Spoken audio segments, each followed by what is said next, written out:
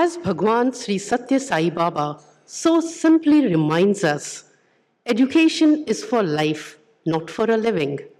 This profound idea lies in the heart of our next session, a reflection on how education can truly become inclusive, compassionate, and transformative.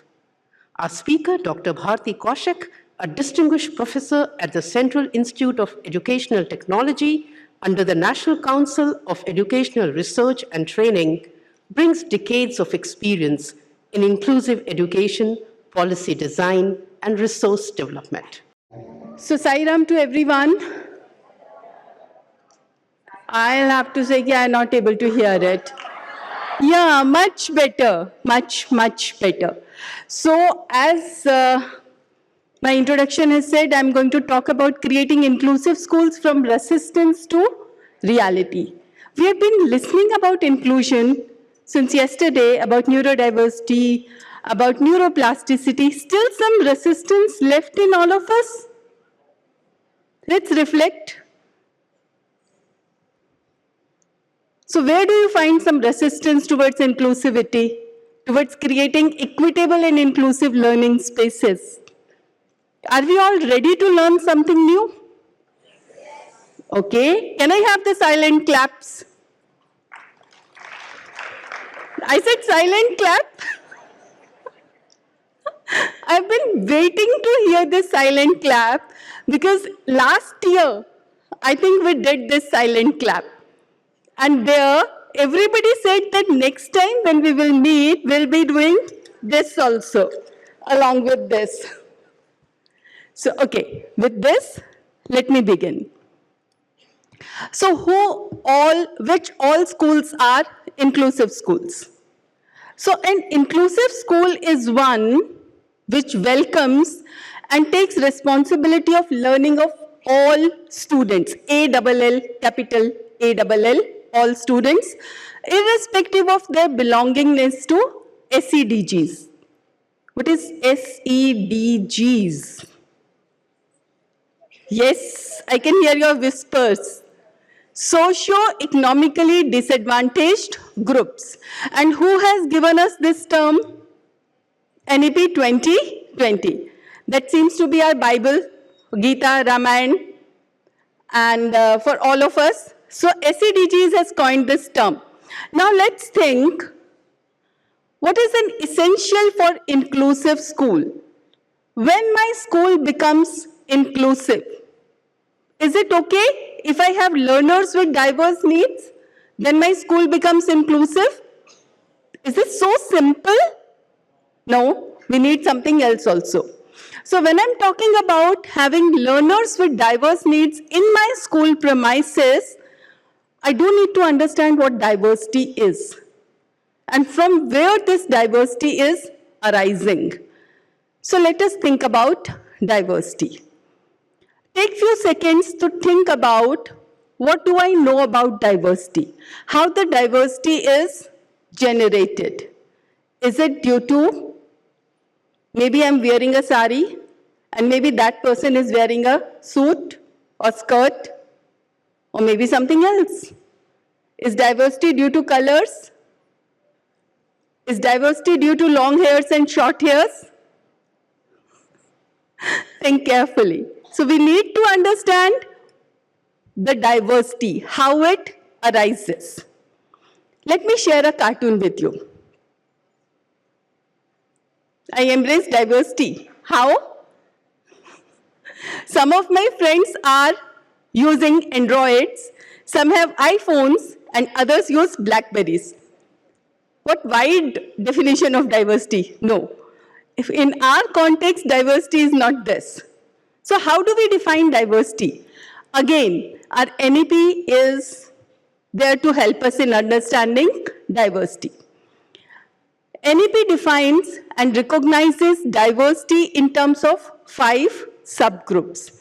And what are these 5 subgroups? The very first is the gender identities. When I say gender identities, it is not female and male gender, we include transgenders also. Still a taboo in our society and in many other societies. We are not we don't feel comfortable in talking about transgender issues. Many facial expressions are telling me that. So that hesitation we need to break. This is maybe one of the resistance and barriers that we have. Now, if you are thinking transgenders in the context of school education or maybe higher education, what all provisions do I have to make to include them in my education system? They might be using the same curriculum. They might benefit from the same pedagogy practices. But there might be other things that I need to address. That is this hesitation to discuss the concerns. This hesitation deep down that make them feel alienated from rest of us. Now, think about this issue from this angle. One day your child comes back home from school and says, I have a friend who is seated with me, but he is not clear about his or her sexual orientation. What would be your reaction? So I'm leaving you with this question. So that is perhaps one barrier that we need to overcome. Second identity is the socio-cultural identity, very familiar to all of us. We have been working towards the education of this community since from the days of independence. So these are the scheduled caste, scheduled tribe, OBCs and minorities. And as Sir has said, that we give them some provisions and then we assume that our job is done. No, our duty, our job is not done. In fact, it begins right after giving or announcing the provisions. Whether they are reaching the right population, right clientele, is it being used effectively? It is being used in the right letter, in the right spirit, or not. The third is the geographical identities. For a country like India, geographical identity matters a lot. Remember all those TV news where we see children crossing the river in makeshift boats to reach the school, and few children might be swimming, carrying their notebooks and study material safely inside a polythene to reach the school. Then there are other children who are not allowed to go to higher schools or secondary schools or the elementary school, reason being there is no school in the vicinity. This happens usually in hilly areas. And who are the sufferers? Usually the girls. They are the most vulnerable. So that is why NEP 2020 has a special focus on geographical identities as well. The same norms for locating and creating the schools that works for plain may not work for hilly areas, may not work for deserts also. Fourth is socio-economic condition. Again, in our metros, in our cities, we have seen the child beggars. We have seen many children who are living, or many families living below the poverty line. So all these conditions, socio-economic conditions. Fifth category is disabilities. So let us recall how many disability conditions we recognize legally in India now. You can show me the numbers. Yes, the ladies have done it. Well, sir. So ladies can clap for yourself. Yes. वैसे clap करने का मनाही gentleman's को नहीं था, पर उन्होंने नहीं किया. तो अब आप लोग देख लो क्या करना है इनका फिर. वो silent clap, they are sulking also silently because you answered first. Okay. So disability, we are recognizing 21 disability conditions legally. So now as a teacher, or maybe as a principal, I might be thinking, do I need to prepare 21 different kind of learning teaching material? Plus add 4 more above conditions, and the students who are also sitting in my classrooms who may not have any of these conditions. The number is huge and scary.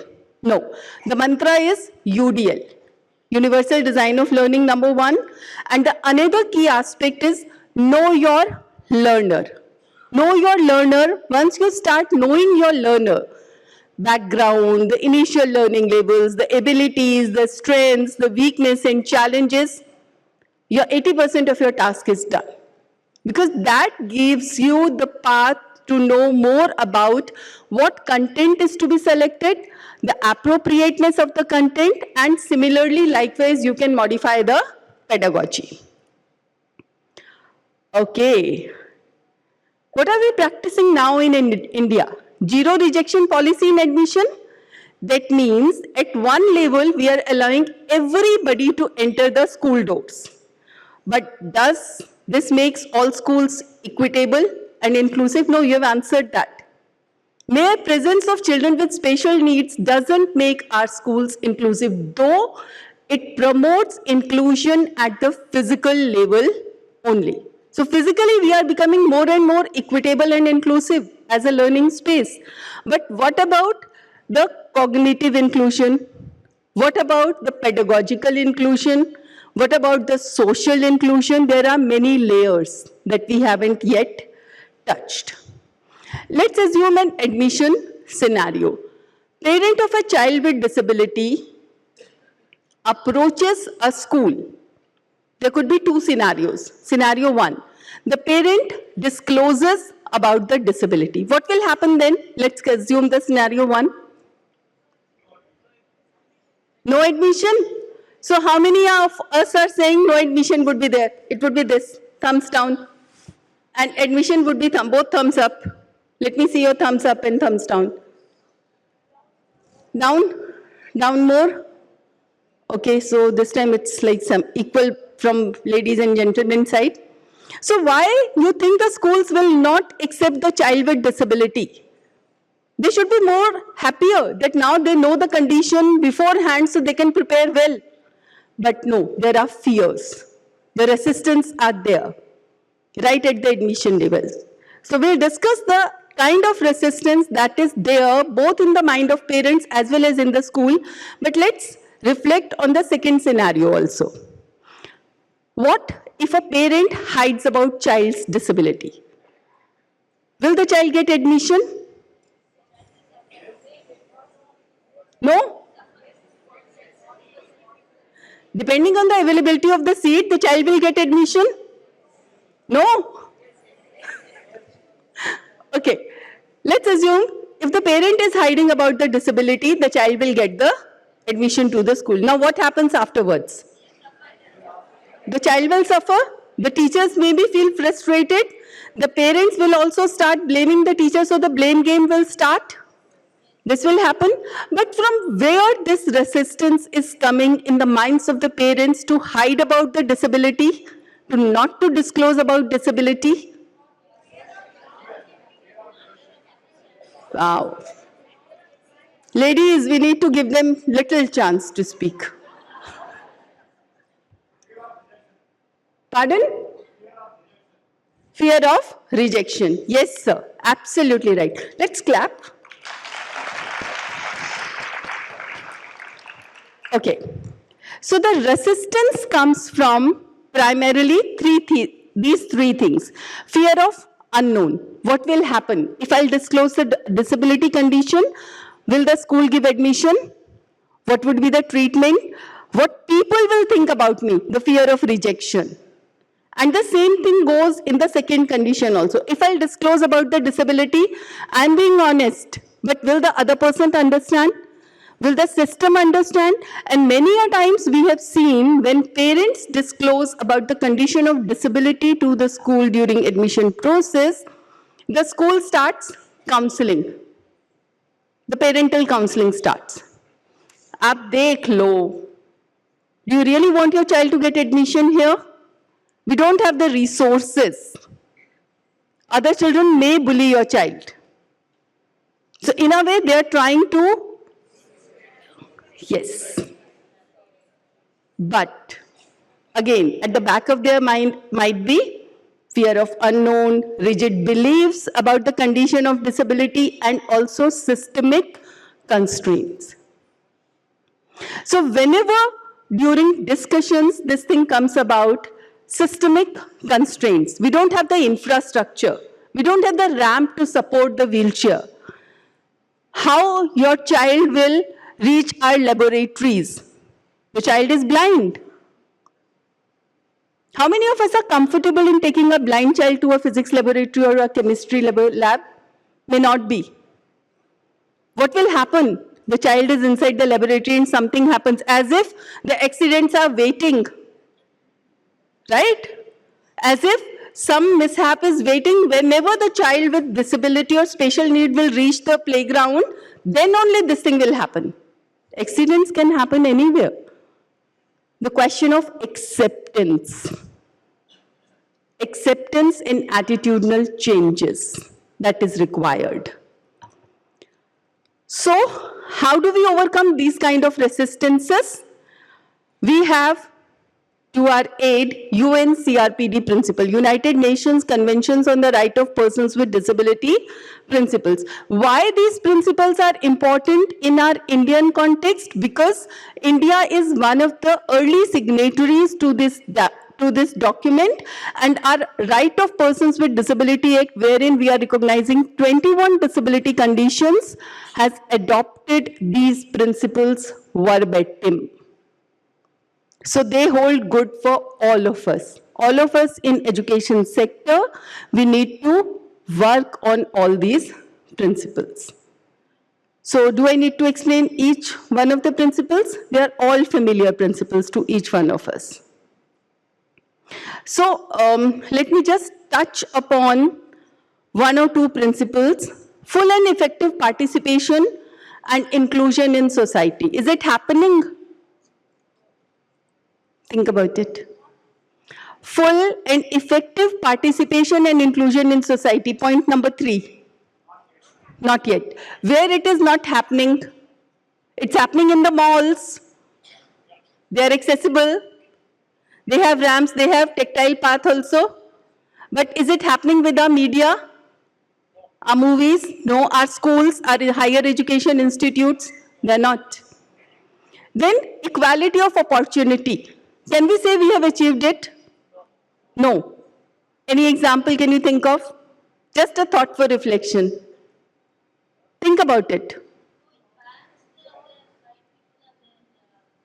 ATM machines do have brailles, right?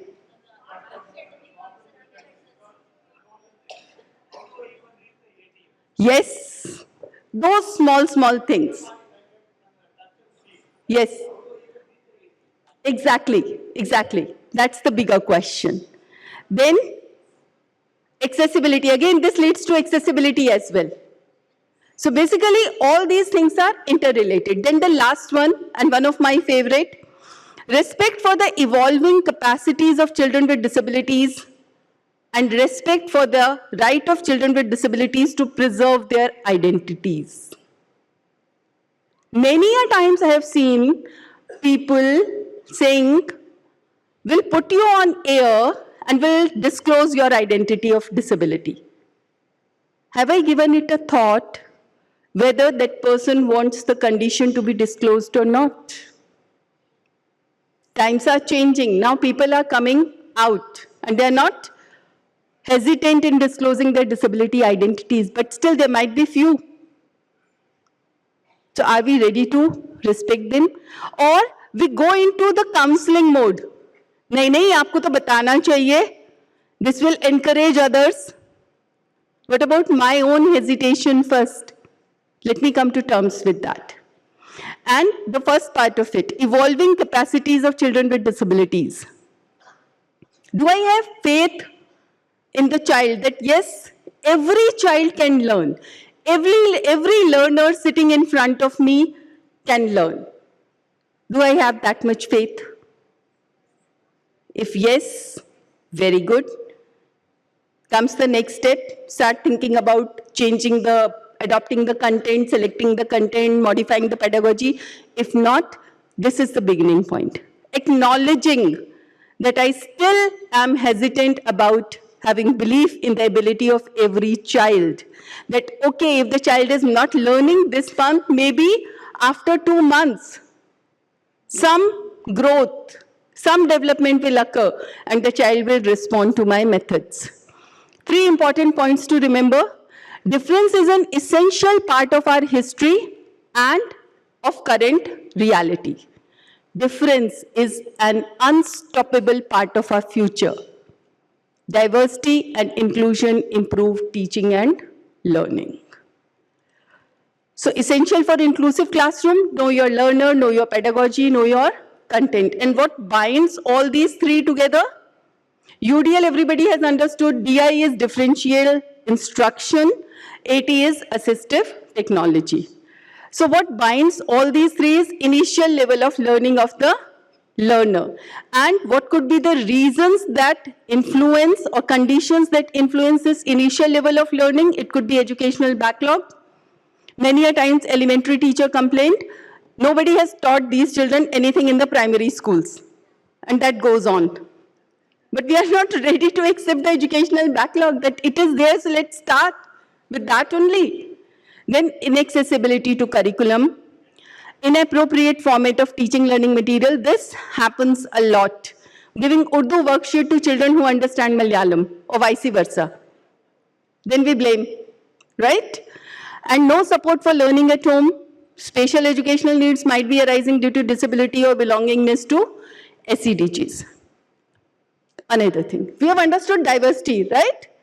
But one of my employers is now saying, one of my person or the bosses or administration, every one of your employees is human. You have a rather narrow definition of diversity, don't you? Okay. So if I am willing to work and create equitable and inclusive learning spaces, I need to give promise to myself, to nobody else. I promise to recognize any biases or stereotypes that I may have absorbed or internalized. So I'm making this promise myself with a little hope that you are also making this promise to yourself. I promise to treat each student as an individual and respect each student for who he or she is. I promise to rectify any language patterns or case examples that exclude or demean any groups. Remember, Rohit is a visually impaired child, or Rohit is a child with visual impairment. There is a difference. There is a slight difference. In second case, we are respecting the child first, and disability comes later. I promise to do my best to be sensitive to terminology used in the classroom. आप तो science पढ़ ही नहीं सकते हो, practicals कैसे करोगे? Remember Shrikant, the movie? I promise to introduce discussion of diversity at department meetings, or maybe higher also. I promise to become more informed about the history and culture of groups other than my own. Inclusion is not limited to disability alone. I promise to convey the same level of respect and confidence in the abilities of all students. The last three. I promise to make no attempts to protect any group of students based on their belongingness to SEDGs. I promise to select text and readings whose language is gender neutral and free of stereotypes or cite the shortcomings of material that does not meet these criteria. I may select some content, but let me be open and honest with my students and learners and fellow beings. I promise to aim for equitable and inclusive pedagogical practices. And how do I do this? Easier said than done. A small example. I'm teaching about shapes in mathematics. And as a teacher, if I'm teaching geography, shapes are related to that only, I may be wondering how to make all these shapes and patterns tactile. Do I need sensitive, complex, high-end devices? No. What you can do is, you can feel the fabric of the sofa on which you are sitting. Nobody is feeling. The surface is not smooth. So if you keep a paper on that rough surface and draw a line and flip it over, you can feel the tactile markings. It's as simple as that. The aids are available around us. We need to open our minds for that. Second last one. So, what is the matter? It's the same distance, but look at the hurdles. These are the hurdles that most of the time our children with diverse needs, special needs, feel in the classrooms. And it could be related to attitude, it could be related to the curriculum accessibility, it could be related to my peer, it could be related to anything, but the hurdle is there. But the distance is same. Our challenge is not to educate the children we used to have or want to have, but to educate the children who come to the schoolhouse door. Thank you, everyone.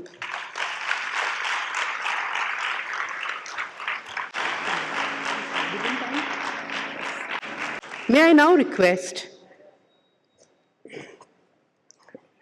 Srimati Suhasini Nagraj and Srimati Iti Mattu to felicitate Dr. Bharti Kaushik as a token of appreciation and respect.